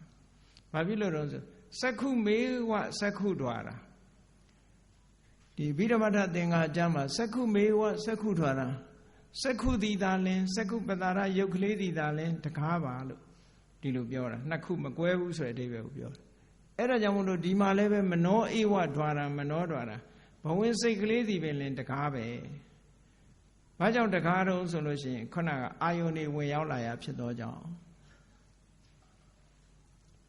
အဲ့တော့ဒွါရရဲ့အဓိပ္ပာယ်က အဓိကရေပုံရအားဖြင့်ပြောမယ်ဆိုရင်တော့အာယုန်ရဲ့ဝင်ရောက်ပြီးတော့ဆက်သွယ်မှုပြုရဖြစ်သောကြောင့်တကားလို့ဒီအဓိပ္ပာယ်ကပို့ပြီးတော့လက်တွေ့ကြတယ်သို့တော့ metaphorical လို့ခေါ်တဲ့ဒီပြောစရာစကားတစ်ခုအနေနဲ့တင်စားပြီးတော့ပြောတာမျိုးဖြစ်ရင်စိတ်ရဲ့ထွက်ရာဆိုတာလဲယူလို့ရတာပေါ့မှန်ပါပါဘာဖြစ်လို့တော့ဆိုရင်မျက်စိလေးကရူပယုံကိုမြင်တယ်မြင်တဲ့ရူပယုံပေါ်မှာစိတ်ကလေးကအလုံးလုံးတယ်ဆိုတော့စိတ်ကလေးကအာယုန်စီထွက်သွားတယ်လို့ဒီလိုပြောလို့ရတယ်ပေါ့တင်စားပြီးပြောတာနော်တကယ်စိတ်ကအပြင်ထွက်သွားတာမရှိဘူးနော်မှန်ပါပါတော့ကြတကားဆိုလို့စိတ်ကလေးကခဏခဏထွက်နေတယ်လို့အောက်မယ်စိတ်ဆိုတာဖြစ်တဲ့နေရာမှာပေါ်တာပဲရှိတယ်နော်အဲ့တော့စိတ်ကလေးရဲ့အာယုံပြုတဲ့စိတ်ကလေးရဲ့အာယုံရဲ့အဓိကကတော့အာယုန်တွေကဝင်ရောက်ပြီးတော့ဆက်သွယ်ရာစိတ်ရဲ့အာယုန်တွေဟာဝင်ရောက်ပြီးတော့ဆက်သွယ်ရာဖြစ်သောကြောင့်တကားလို့အဲ့ဒီတကားမရှိဘဲနဲ့အကယ်၍တကားပိတ်ထားမယ်ဆိုတော့မျက်စိပိတ်ထားမယ်ဆိုရင်ပြင်ဘက်ကရူပယုံကဒီအတွင်းနဲ့လာဆက်သွယ်လို့ရမလားမရဘူးနားပိတ်ထားလို့ရှိရင်နားတကားမရှိဘူးဆိုလို့ရှိရင်ခုနတုန်းကအတန်ကဝင်ရောက်ဆက်သွယ်လို့မရဘူးเนาะနှာခေါင်းတကားပိတ်ထားလို့ရှိရင်လည်းဝင်ရောက်ဆက်သွယ်လို့မရဘူးရှားတကားပိတ်ထားလို့ရှိရင်လည်းရတ္တယုံကမရဘူးနောက်ခန္ဓာကိုယ်တကားပိတ်ထားပြန်လို့ရှိရင်လည်းဖွတ်တဘာယုံနေမရဘူးစိတ်တကားပိတ်ထားလို့ရှိရင်လည်းပြင်မအာယုံနေမသိနိုင်ဘူးလို့ဒီလိုဆုံးလို့ရပေါ့နော်မှန်ပါပါအဲ့တော့ဒီတကားတွေဟာအာယုန်တွေနဲ့ဆက်သွယ်ဖို့ဝင်ရောက်ဖို့အခုခေတ်လို့ပြောမယ်ဆိုလို့ရှိရင်တော့ communication system နဲ့မှာ तू ကအရေးပါတဲ့နေရာပေါ့ तू မရှိလို့ရှိရင်ဒီတကားဟာဝင်လက်ထွက်တဲ့လူတွေအတွက်အသုံးဝင်တယ်လို့ပဲအခုပြောခဲ့တဲ့ द्वार 6 ပါးဟာအာယုန်နဲ့စိတ်နဲ့စုံစည်းဖို့နေရာမှာအရေးမပါဘူးလားအရေးပါပါတယ်အရေးပါတယ်အဲ့ဒါစိတ်ဖြစ်ခြင်းတဲ့နေရာမှာအရေးတစ်ခုပဲကဲကောင်းပြီမျက်စိတကားမှာဖြစ်နိုင်တဲ့စိတ်ပေါင်းဘယ်လောက်ရှိသလဲနားတကားမှာဖြစ်နိုင်တဲ့စိတ်ပေါင်းအဲ့ဒီနေရာမှာစက္ခုဒွါရိကစိတ်လို့စာပေမှာသုံးတယ်စက္ခုဒွါရိကစိတ်ဆိုတာမျက်စက္ခုဒွါရမှာဖြစ်တယ်လို့ဒီလိုပြောလို့ရှိကြတော့လည်းပဲအဲ့ဒီအဓိပ္ပာယ်ကဘာပြီးတော့ဘာဆိုလိုတာတုံးလို့ဆိုတာစဉ်းစားကြည့်ဖို့လိုတယ်စက္ခုဒွါရိကစိတ်ဟာ46မျိုးပြထားတယ်နော်မှန်ပါပါဗျာဆိုပါစို့ဖြစ်စဉ်ကလေးနဲ့နည်းနည်းပြောအောင်ပြီးတော့မှသင်မိသားပုဂ္ဂိုလ်ဆိုနားလဲတယ်ပေါ့မျက်စိနဲ့ပြင်ဘက်ကအဆင်းအာယုံတစ်ခုဟာမျက်စိတကားကနေပြီးဝင်ပြီးဆက်သွယ်လာရင်အဲ့ဒီအဆင်းအာယုံနဲ့အလုံးလုံးတဲ့စိတ်ပေါင်းဟာ46ပါးရှိတယ်ဘယ်လိုလုပ်46ပါးရတော့ဆိုရင်ကြည့်အဲ့ဒီအဆင်းအာယုံဝင်လာတာနဲ့တကားဖွင့်ပေးတဲ့စိတ်ကပင်စတော်တာဝေဇန်စိတ်ဟောအဲ့ဒီစိတ်တစ်ခုရနော်မှန်ပါပါဗျာအဲ့ဒီအဆင်းအာယုံကိုမြင်တဲ့ကိစ္စဆောင်ရွက်တဲ့စိတ်ကစက္ခုဝိညာဉ်စိတ်စက္ခုဝိညာဉ်စိတ်ကစက္ခုဝိညာဉ်တွေဆိုတော့2ခုရှိတယ်ကုသိုလ်ရဲ့အကျိုးအကုသိုလ်ရဲ့အကျိုးလို့2မျိုးရှိတယ်မှန်ပါပါဆက်သွယ်မြင်ပြီးတဲ့အခါမှာလက်ခံတယ်ဆိုတဲ့တမ္ပရိဆိုင်စိတ်ကဘယ်နှခုရှိလဲ2ခုရှိတယ်နောက်ပြီးတော့လက်ခံပြီးတော့စုံစမ်းတယ်ဆိုတဲ့တန်တိရဏစိတ်က3ခုရှိတယ်နော်နောက်ပြီးတော့လက်ခံပြီးတော့ဆုံးဖြတ်တဲ့စိတ်ဟာမနောဒရဝေဇန်စိတ်ပဲသူ့ကိုဒီနေရာမှာဝုတ်ထောလို့ခေါ်လိုက်တာအတဲကတော့သူကအင်အားကောင်းတဲ့နှလုံးသွင်းတဲ့စိတ်တစ်ခုပဲမနောဒရဝေဇန်စိတ်ကဇောရဲ့ရှိကသူအမြဲတမ်းနေရတယ်အဲ့ဒီစိတ်ကိုဒီမှာဝုတ်ထောလို့ခေါ်လိုက်တယ်အာယုံကိုပိုင်းခြားသတ်မှတ်ပေးတဲ့စိတ်အနေနဲ့ဝုတ်ထောလို့ခေါ်လိုက်တယ်အဲ့ဒါကမနောဒရဝေဇန်စိတ်ဝုတ်ထောတစ်ခုနောက်ပြီးတော့ဇောစိတ်တွေအဲ့ဒီဇောစိတ်တွေဆိုတာတရုပ်တွေပြောရမှာဆိုတော့ဝိရမမသိမှုတဲ့ပုဂ္ဂိုလ်ကြတော့ဒီတရုပ်တွေကခက်ခဲမှုရှိတယ်နော်မှတ်ဖို့ရခက်ခဲမှုရှိတယ်အဲ့တော့ကာမဝဆရစိတ်နဲ့ပတ်သက်တဲ့ဇောက29ခုရှိတယ်အဲ့ဒီ29မျိုးသောစိတ်တွေအခုကရူပယုံကိုကြည့်ပြီးတော့ဖြစ်တဲ့ဟာအဲ့ဒီ29ခုတည်းကတစ်ခုပေါ့29ခုဆိုတာအကြမ်းမြင်ပြောမယ်ဆိုလို့ရှိရင်အကုသိုလ်ကဘယ်နှခု12ခုအကုသိုလ်12ခုလုံးဟာဇောပဲနောက်အဲ့ဒီစိတ်ထဲကဟ ဟတိတုပ္ပစိတ်တစ်ခုနောက်မဟာကုသိုလ်စိတ်8ခုသို့သောလူတွေနဲ့တော့မဆိုင်ဘူးယဟန္တာပုဂ္ဂိုလ်တွေနဲ့သာဆိုင်တာမဟာကရိယာစိတ်8ခုပေါင်းလိုက်တဲ့အခါကျတော့29ပါအဲ့ဒီ29ပါသောဇောစိတ်တွေဟာလည်းပဲဟောဒီစက္ခုဒွါရနဲ့ပတ်သက်ပြီးတော့စက္ခုဒွါရိကစိတ်လို့ဒီလိုခေါ်တဲ့အထက်မှာပါတယ်နောက်ပြီးတော့ဒရာယုံ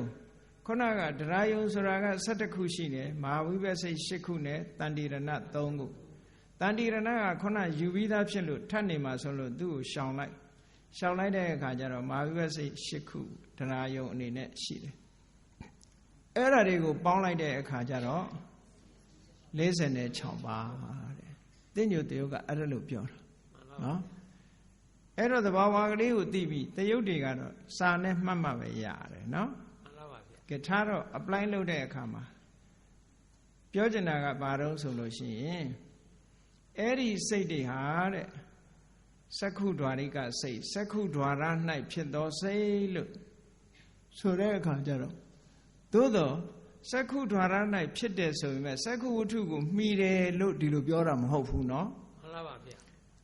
အဲ့တော့ဆိုလိုတဲ့အဓိပ္ပာယ်ကစက္ခုဒွါရ၌ဖြစ်တယ်ဆိုတာစက္ခုဒွါရကနေပြီးတော့ဒီမျက်စိတကားကနေဝင်ရောက်ဆက်သွယ်တဲ့အာယုန်နဲ့အလုံးလုံးတဲ့စိတ်တွေလို့ဒီလိုအဓိပ္ပာယ်ဆိုလိုတယ်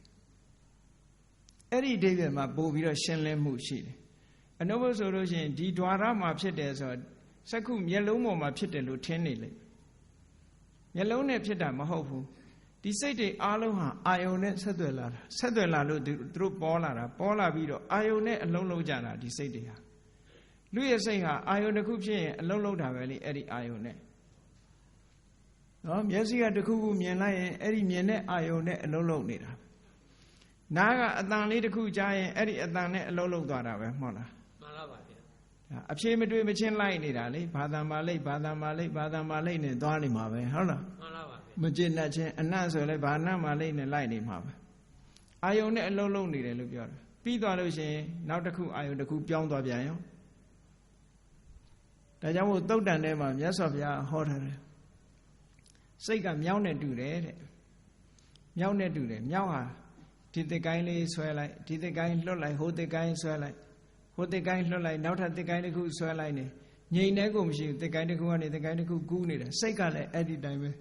အမြင်အာယုံကနေအကြာအာယုံရောက်သွားလိုက်အကြာအာယုံကနေပြီးတော့အနတ်အာယုံရောက်သွားလိုက်သို့တော့လျင်မြန်စွာသွားနေသည့်အတွက်ကြောင့်လူတွေကတော့အဲ့ဒါတပြိုင်တည်းဖြစ်နေတယ်လို့ထင်နေကြတယ်ဟုတ်လားတယ်လီဗီရှင်းကြည့်ရင်ကလည်းမျက်စိကလည်းကြည့်တယ်နားကလည်းနားထောင်သေးတယ်ပါးစပ်ကလည်းပဲလုံးဝါးသေးတယ်ဆိုတော့ဒီထဲမှာစကားပြောလိုက်သေးတယ်တပြိုင်တည်းလို့ဖြစ်နေတာဟုတ်ကဲ့လားမှန်ပါပါတခုမှမလွတ်အောင်အမတန်မှမြန်တယ်တခုမှမလွတ်လိုက်ဘူးလို့ထင်ရဇာလန်လွတ်သွားတယ်လို့မရှိဘူးလေမျက်စိကလည်းကြည့်နေပဲလုံးကလည်းဝါရင်စကားလည်းပြောရင်အတန်လည်းနားထောင်တယ်သို့တော့လွတ်မသွားဘူးအကုန်သိလိုက်တယ်ဘာဖြစ်လို့စိတ်ကအလွန်မြန်လို့အာယုန်တွေပေါ်ရှောက်ဖမ်းနေတာနော်မှန်ပါပါဖမ်းတဲ့ဟာအမတန်မှမြန်တယ်သိတဲ့စိတ်ကအမတန်မှမြန်လို့အဲ့ဒါလို့ဖြစ်တာဥပမာမဲ့ဘောလုံးကစားတဲ့လူလို့ပေါ့လက်ထဲမှာဘောလုံးလေး10လုံးဟိုဘက်9လုံးဒီဘက်9လုံးထားပြီးတော့မြှောက်ပြီးတော့ဖမ်းတာကျွမ်းကျင်လာတဲ့ပုဂ္ဂိုလ်ကတစ်လုံးမှအောင်မကြအောင်ဖမ်းနိုင်တယ်မကျွမ်းကျင်တဲ့ပုဂ္ဂိုလ်တစ်လုံးနဲ့တောင်မှခဏခဏပြုတ်ကြမှာအဲ့တော့စိတ်ကလည်းပဲထို့တူပဲအာယုန်တွေကိုအကုန်လုံးဖမ်းပြီးတော့တပြိုင်တည်းလို့ဖြစ်နေတာသို့တော့တစ်ခုပြီးမှတစ်ခုဖြစ်တာမဟုတ်လားမှန်ပါပါဗျာတစ်ခုပြီးမှတစ်ခုဖြစ်တာတဲ့မြင်နေတဲ့အချိန်မှာကြားတာမဟုတ်ဘူးမြင်နေတဲ့အချိန်လေးမှာမကြားလိုက်ဘူးကြားနေတဲ့အချိန်မှာလည်းမမြင်လိုက်ဘူးတစ်ခုစီသို့တော့အဲ့ဒီအပိုင်းခြားလေးကိုမသိလိုက်ဘူးဘယ်လိုမသိတုံးဆိုလို့ရှိရင်ကိုယ့်အကူမသိတာတွေအများကြီးရှိတယ်နော်မှန်ပါပါဗျာလူတွေကမျက်တောင်ကလေးတွေခတ်နေကြတာမျက်တောင်ခတ်လိုက်တဲ့အချိန်မှာမမြင်ရဘူးဘယ်သူပဲဖြစ်သေချာစဉ်းစားကြည့်မျက်တောင်ခတ်လိုက်လို့ရှိရင်မှောင်သွားတာပဲမျက်စိပိတ်လိုက်တာပဲလေမျက်တောင်ခတ်လိုက်တယ်သို့တော့စိုက်ကြည့်နေတယ်ဆိုတော့မျက်တောင်ခတ်နေပြီပဲလို့ तू ကပျောက်သွားတယ်လို့ရှိမှမရှိပဲနဲ့မြင်ွယ်နဲ့မှာမှောင်သွားတာသိလိုက်ခဲ့လားမသိလိုက်ပါမသိလိုက်ဘူးဘာဖြစ်လို့မသိတော့ဆိုမြန်လွန်အကြည့်တော့မသိတာမျက်တောင်ခတ်တဲ့အချိန်မှာမျက်စိကပိတ်သွားတာပိတ်သွားရင်လည်းမမြင်ရဘူးအဲ့ဒီအချိန်လေးသို့တော့အလွန်တူတောင်းတဲ့အချိန်လေးဖြစ်သွားသည့်အတွက်ကြောင့်ကိုယ့်အတွက်မှာအနှောက်အယှက်မဖြစ်ဘူးနှိုးဆိုရင်ကိုယ့်မျက်လုံးဖြဲထားဖို့ပဲရှိတယ်မြင်ခွင့်တွေလွတ်တော်မှာဆုံးလို့ အဲ့တော့ကောင်းပြီအဲ့ဒီမှာစက္ခုဒွါရိကစိတ်စက္ခုဒွါရမှာဖြစ်နိုင်တဲ့စိတ်ဆိုတာဟာမျက်စိတကားကဝင်လာပြီးတော့ဝင်လာတဲ့အာယုန်တွေကိုဖမ်းယူနိုင်တဲ့စိတ်သိနိုင်တဲ့စိတ်လို့ဒီလိုဆိုလိုတယ်နော်မှန်ပါပါဗျာစက္ခုဒွါရနဲ့ဖြစ်တဲ့စိတ်အဲ့ဒီစိတ်တွေထဲမှာလိုက်ကြည့်မယ်ဆိုလို့ရှိရင်မျက်စိကမြင်လာတဲ့အာယုန်တစ်ခုတည်းနဲ့ဆိုင်တဲ့စိတ်ကစက္ခုဝိညာဉ်စိတ်တစ်ခုတည်းပဲရှိတယ်။ကျန်တဲ့စိတ်တွေကဒီပြစ်မှာလည်းပါတယ်လို့ဒီလိုမှတ်ကျန်တဲ့စိတ်တွေကဒီပြစ်မှာလည်းပါအဲ့တော့ကောင်းပြီစက္ခုဒွါရတစ်မျိုးတည်းမှာဖြစ်တဲ့စိတ်ဆိုရင်စက္ခုဝိညာဉ်တွေဒီနှစ်ခုပဲရှိတယ်နော်မှန်ပါပါကျန်တာတွေကဒီပြစ်အာယုန်ဒီပြစ်တကားကဝင်လာတဲ့အာယုန်တွေကိုလည်းဖမ်းယူနိုင်တဲ့စိတ်တွေကြီးပဲဖြစ်နေတယ်အဲ့ဒါကိုပဲသိညို့မှခွဲထားတာနော်ဧကဒွါရိကစိတ်ဓာနိတဒွါရ၌သာဖြစ်တဲ့စိတ်ဆိုတာစက္ခုဝိညာဉ်တွေကစက္ခုဒွါရ၌သာဖြစ်တယ်သောတာဝိညာဉ်တွေကသောတာဒွါရ၌သာဖြစ်တယ်ခန္ဓာဝိညာဉ်တွေကခန္ဓာဝိညာဉ်ဇီဝဝိညာဉ်စိတ်နှစ်ခုကဇီဝဝိညာဉ်ဇီဝဒွါရမှာသာဖြစ်တယ်ကာယဝိညာဉ်စိတ်နှစ်ခုကကာယဒွါရမှာသာဖြစ်တယ်ဒီသူ့ဒွါရလေးတစ်ခုသာဖြစ်တယ်ကျန်တဲ့ဒွါရတွေမှာမဖြစ်နိုင်ဘူးလို့သိညို့သိအောင်မှာဟောတာသို့တော့ apply method ကြတော့ကြည့်တဒွါရနဲ့ဖြစ်တဲ့စိတ်တွေဆိုတချို့စိတ်တွေက mind လို့ခေါ်တဲ့မနောဒွါရတစ်မျိုးတည်းမှသာဖြစ်တဲ့စိတ်ရှိသေးတယ်စက္ခုဒွါရမှာမဖြစ်ဘူးသောတာဒွါရမှာမဖြစ်ဘူးခန္ဓာဇီဝကာယဒွါရတွေမှာမဖြစ်ဘူးဥပမာမဲ့စိတ်ဖို့စိတ်တွေတို့မဖြစ်ဘူးနော်ဇန်စိတ်တွေတို့မဖြစ်ဘူးစိတ်တကားတစ်ခုတည်းမှသာမနောဒွါရတစ်ခုတည်းမှသာဖြစ်တယ်နောက်ပိစ္ဆဒွါရဝိဇ္ဇံတို့တမ္ပရိဆိုင်တို့ကြတော့စက္ခုဒွါရသောတာဒွါရခန္ဓာဒွါရဇီဝဒွါရကာယဒွါရလို့ဆိုရဲ၅မျိုးမှဖြစ်နိုင်တယ်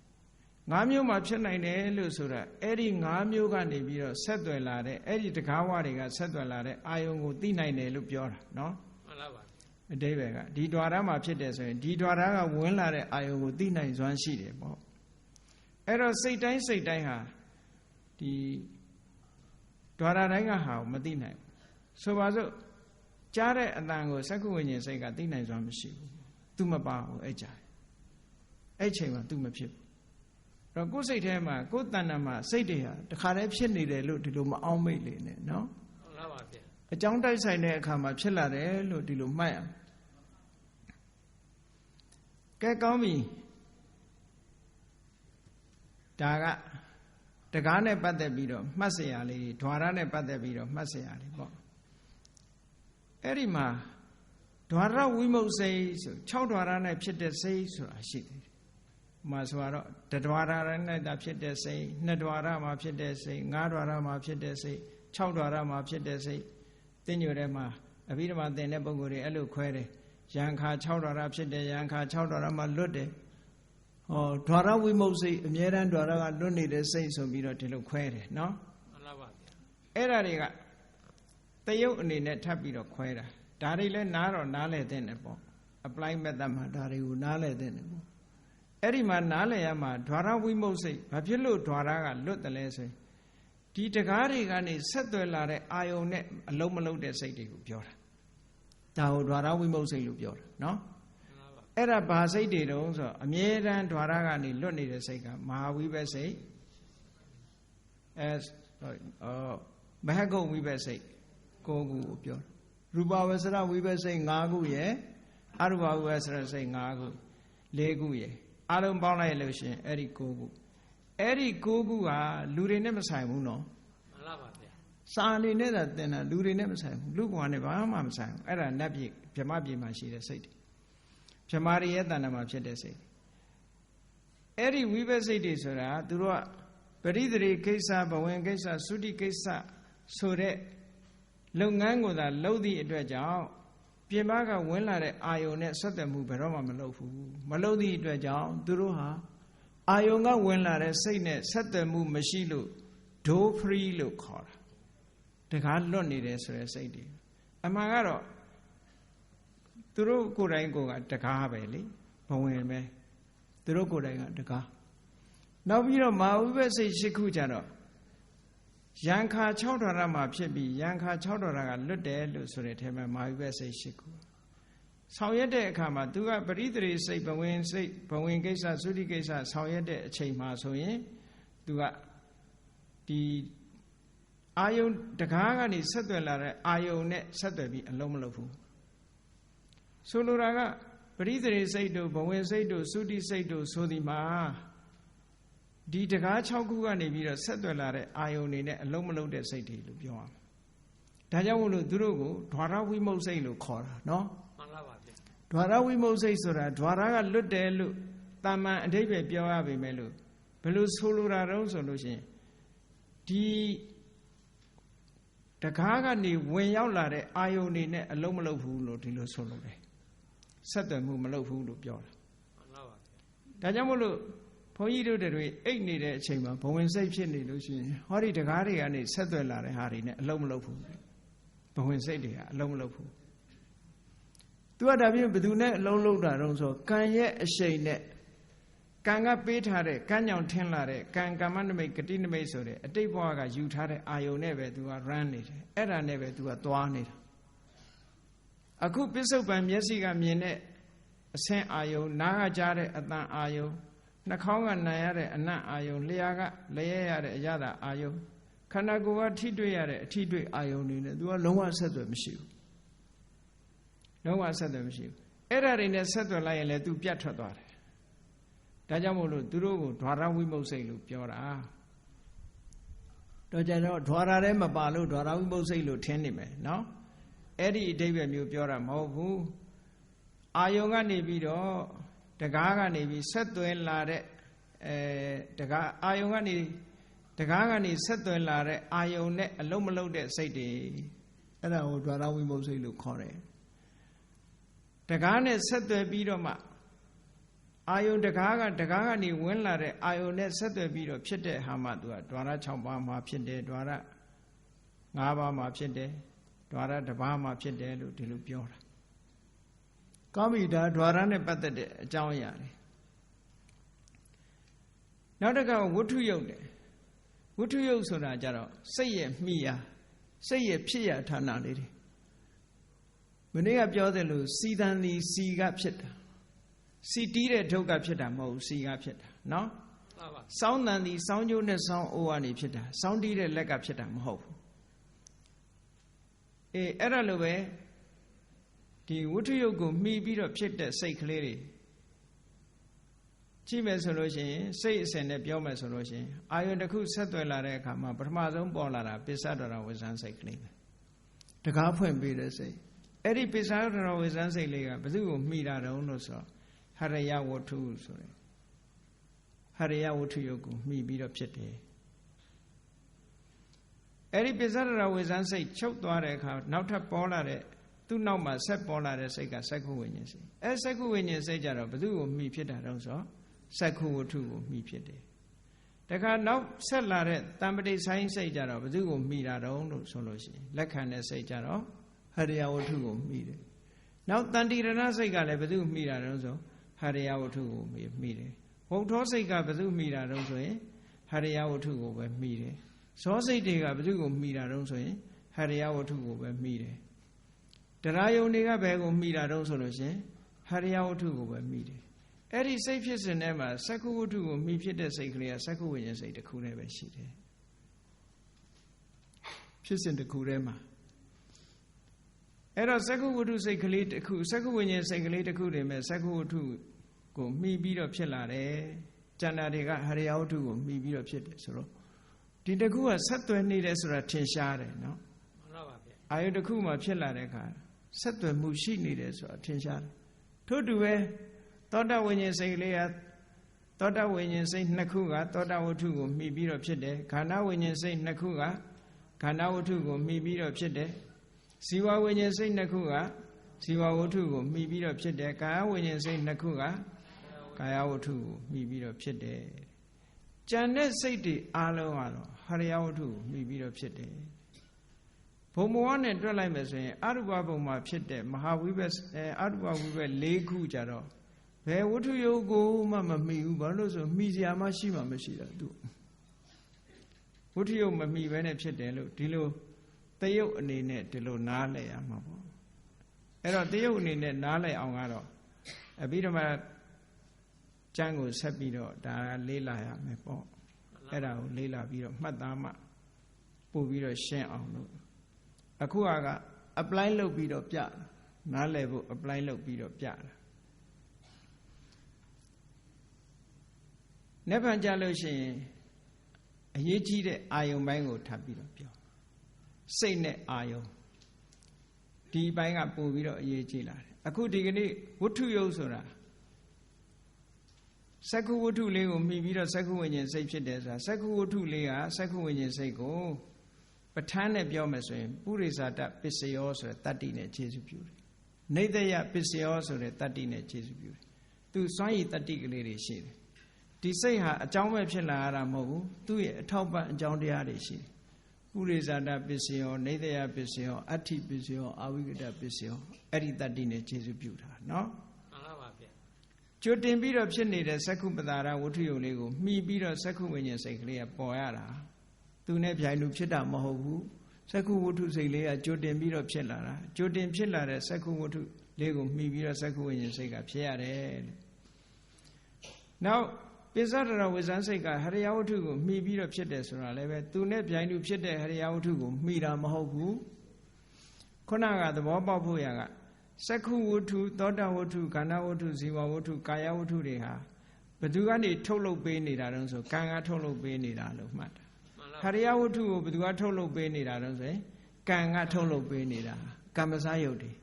အဲ့ဒီကမ္မစယုတ်တွေဆိုတာအမြဲတမ်းအတိဖြစ်နေတာလို့မှတ်စက္ကန့်မလတ်အတိတွေဖြစ်နေတာအဲ့ဒီအတိတွေဖြစ်နေတဲ့မြောက်များစွာသောဝတ္ထုယုတ်တွေထဲမှာဗျိုင်းတူဖြစ်တာတွေလည်းရှိတယ်ကြိုတင်ဖြစ်နေတာတွေလည်းရှိတယ်နောက်ကျပြီးတော့မှဖြစ်တာလည်းရှိတယ်အဲ့ဒီထဲမှာကြိုတင်ဖြစ်တာကိုသာမှီတာဖြစ်သောကြောင့်ပုရိသတာပစ္စယောဒီလိုပြောတာမှီရာအနေနဲ့ကျေစုပြုလို့နေတယပစ္စယောရှိနေတုံးကျေစုပြုလို့အဋ္ဌိပစ္စယောမကင်းခွာခင်ကျေစုပြုလို့အဝိကတပစ္စယောလို့ဟောဒီတတ္တိတွေနဲ့ဘုရားဟောတာအဲ့တော့အဘိဓမ္မာကျမ်းတွေကတစ်ခုနဲ့တစ်ခုဆက်သွယ်ပြီးတော့နေတာမျက်စိကနေ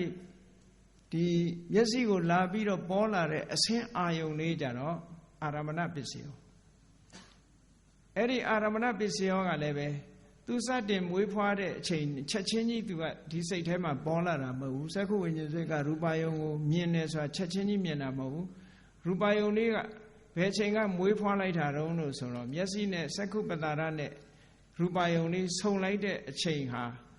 အဲ့ဒီအချိန်မှာအတ္တိတဘဝင်ဖြစ်တဲ့အချိန်လေးနဲ့သွားကြိုက်တယ်ပေါ့အတ္တိတဘဝင်စိတ်လေးဥပတ်တဲ့အချိန်နဲ့သွားကြိုက်တယ်ဆိုတော့စက္ခုဝိညာဉ်စိတ်ကမဖြစ်နိုင်သေးဘူးအဲ့ဒီအချိန်မှာအာယုန်လေးနဲ့မျက်စိနဲ့ဆုံလိုက်တဲ့အချိန်မှာအာယုန်လေးမွေးဖွားပြီလို့ဒီလိုမှတ်ရမယ်နော်မှန်ပါပါရူပယုန်လေးမွေးဖွားလိုက်ပြီအစင်းအာယုန်လေးမွေးဖွားလိုက်တယ်မွေးဖွားပြီးရင်သူကဘဝင်အတ္တိတဘဝင်စိတ်တစ်ခုလွန်သွားမယ်ဘဝင်ကဆလနာစိတ်တစ်ခုလွန်သွားမယ်နောက်ဘဝင်ကုပစ္စေရတစ်ခုလွန်သွားမယ်ဒါအ ਨੇ ဆုံးပြီးပြီဆိုတဲ့အခါကျတော့မှပိစ္ဆဒရဝိဇ္ဇန်စိတ်ဖြစ်တယ်ဖြစ်ပြီးတော့မှစက္ခုဝိညာဉ်စိတ်ကအဲ့ဒီကိုအာယုံပြုရတာဖြစ်သောကြောင့်သူမဖြစ်နှင့်ခင်ကကြိုတင်ဖြစ်နေတာဖြစ်သောကြောင့်အဲ့ဒီအာရမဏပစ္စယောဟာလည်းပဲပုရိသတာအာရမဏပစ္စယောဖြစ်တယ်ပေါ့ကြိုတင်ပြီးတော့ဖြစ်နေတဲ့အာယုံကိုအာယုံပြုရပြီးတော့အဲ့ဒီအဆင်းအာယုံလေးမပြောက်ကွယ်ခင်အာယုံပြုတာဖြစ်သောကြောင့်အဋ္ဌိပစ္စယောရှိနေတုံကျေစုပြုတာဖြစ်သောကြောင့်အဋ္ဌိပစ္စယောမပြောက်ကွယ်ခင်ကျေစုပြုတာဖြစ်သောကြောင့်အဝိကတပစ္စယောဟောပဋ္ဌာန်းပစ္စည်းတွေနဲ့ဒီလိုဆက်သွယ်နေတာနော်မှန်ပါပါဗျအဲ့တော့အကြောင်းအကျိုးဆက်သွယ်မှုဆိုတာအလုံးကိုလည်းစမ်းကြယ်တယ်ဒါတွေကတကယ်ကြည့်မယ်ဆိုလို့ရှိရင်လူတွေရဲ့ဘဝနဲ့လည်းဆက်ဆက်နေတယ်သို့တော်လည်းလူတွေနဲ့ဘဝဆက်ဆက်နေပြီးတော့အလွန်သိဖို့လည်းခက်တယ်အလွန်သိဖို့ခက်တယ်ဆိုတာလူနဲ့နီးပြီးတော့လူကဘာလို့မသိ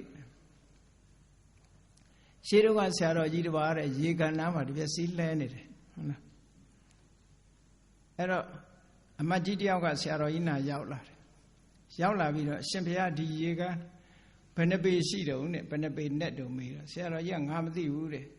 ရှင်ဘုရားနဲ့နီးလုံးအားကြီးလို့သိလိုက်မယ်လို့ထင်လို့တပည့်တော်မေးတာဟာနီးတိုင်းသိရလို့ရှင်မင်းမှာနှကမ်းမွေးဘယ်နှပင်ရှိတော့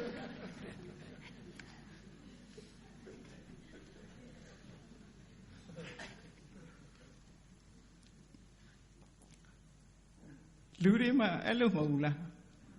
အမတန်နီးပြီမယ်လို့သိချင်မှသိတယ်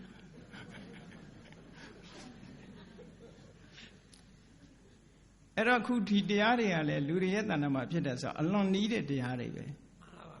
သို့တော့သိလား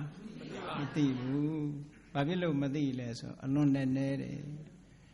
အဲ့တော့ကိုယ်နဲ့နီးပြီးတော့မသိတာတွေအများကြီးပဲ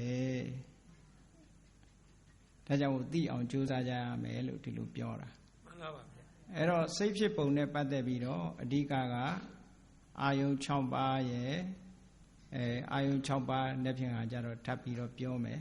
အခု द्वार 6ပါးနဲ့ဝတ္ထု6ပါးအကျဉ်းအပြင်ထပ်ပြီးတော့ရှင်းပြောတယ်အာယုံနဲ့စိတ်နဲ့ဘယ်လိုအလုပ်လုပ်တယ်စိတ်ရဲ့လှုပ်ဆောင်ချက်တွေဟာဘာတွေရှိသလဲဆိုတဲ့သဘောကိုအဘိဓမ္မာလေးလာဘူးတဲ့ပုဂ္ဂိုလ်တွေဖို့တော့အာရမဏသင်္ဃာနဲ့ကိစ္စသင်္ဃာနှစ်ခုတွဲဖက်ပြီးတော့အဲ့ဒါလိုပြောတယုတ်တွေကိုတော့ဘုန်းကြီးကသိမပြောပါဘူးမပြောဘူးဆိုတာတယုတ်ကစာအုပ်ကိုဖတ်လို့ရတယ်နိ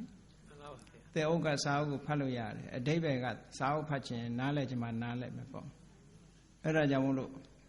apply လုပ်တဲ့နည်းအဓိပ္ပာယ်နားလည်ဖို့အဓိကထားပြီးတော့ဟောတာဖြစ်ပါတယ်ဒါကြောင့်မို့တရားချက်ကင်သူတော်စင်ပြိဿတ်တို့သည်ဘုရားမြတ်စွာဟောကြားတော်မူခဲ့တဲ့စိတ်တရားဟာမိမိတို့တဏ္ဍာမှာဖြစ်တော်လဲအလွန်သိဖို့ခက်သည့်အတွက်ကြောင့်အလွန်လေးနေတဲ့တရားဖြစ်တယ်ကိုယ်နဲ့နီးလျက်နဲ့မသိရတဲ့တရားတွေကိုအနိကသိရှိအောင်ကြင်ကြံကြိုးကုပ်အားထုတ်နိုင်ကြပါစေကုန်သတည်း